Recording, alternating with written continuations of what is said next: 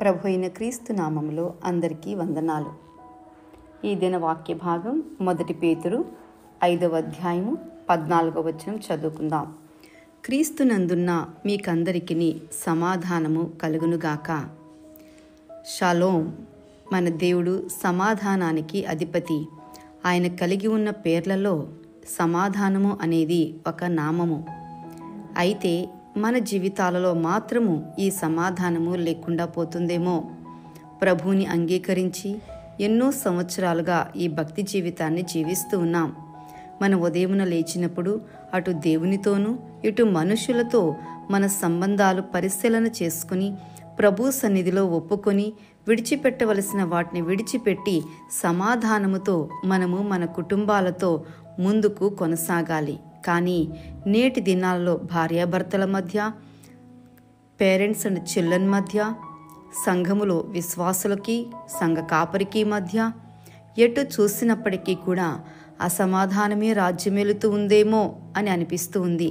అది తెలిసినప్పటికీ కూడా మనము సమాధాన పడడానికి మనల్ని మనము ఒక అడుగు, ఒక మెట్టు తగ్గించుకొని వెళ్ళి సోదరభావముతో, సంతోషముతో, ఒక చిరునవ్వుతో వారిని పలకరించడానికి మనసు రావడం లేదు కదా.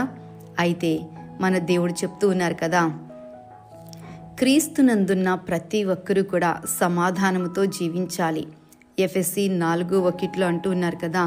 కాబట్టి సమాధానమును బంధము చేత ఆత్మ కలిగించు ఐక్యమును కాపాడుకొనుటకు శ్రద్ధ కలిగిన వారై ప్రేమతో ఒకరినొకడు సహించుచు మీరు పిలువబడిన పిలుపునకు తగినట్టుగా దీర్ఘశాంతముతో కూడిన సంపూర్ణ వినయముతోనూ సాత్వికముతోనూ నడుచుకొనవలెనని ప్రభువును బట్టి ఖైదీనైన నేను, అంటే అపోస్తలుడైన పౌలు మనల్ని బ్రతిమలాడుకుంటూ ఉన్నారండి. మరి మనము అటువంటి సమాధానం కలిగి ఉన్నామా? ప్రేమతో ఒకరిని ఒకరము సహించుకుంటూ ఉన్నామా? లేకపోతే నిరంతరము నీవు అలా చేశావు, నీవు ఇలా చేశావు, నీవు చేసింది నాకు నచ్చలేదు అని బలహీనతలు వెతుక్కుంటూ ఒకరికి మధ్య మరొకరము దూరముగా జీవిస్తూ ఉన్నామా? ఈ ఉదయకాలమున ఒకంత ఆలోచన చేసుకుందాం. ఎందుకంటే క్రీస్తులో ఉన్న మనకండి ఆ సమాధానము మన సొంతం కావాలి. ఎక్కడికి వెళ్ళినప్పటికీ కూడా అసమాధానము మనల్ని చూసి పారిపోవాలి.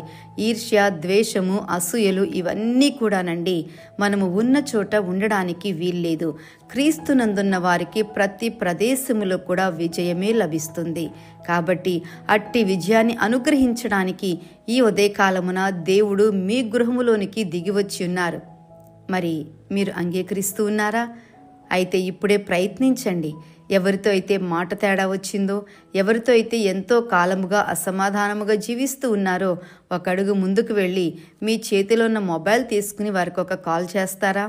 లేదు ఒక మాట మాట్లాడతారా?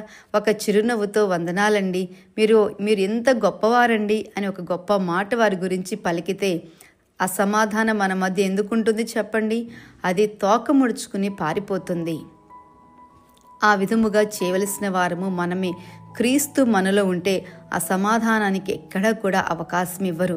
అందుకని క్రీస్తుని మన హృదయాల్లో ప్రతిష్ఠించుకుని మనము ప్రభు పనిలో బలవంతులమై ముందుకు కొనసాగిపోదాం. ఈ ఉదయకాలమున ఇంకా ఏ కుటుంబాలైతే అసమాధానముతో ఉంటూ ఉన్నాయో ఆ కుటుంబాలలో దేవుని యొక్క నిత్యమైన సమాధానము రాజ్యమేలునుగాక. దేవుడు మిమ్మును, మీ కుటుంబాలను బహుగా దీవించి ఆశీర్వదించునుగాక. ఆమేన్.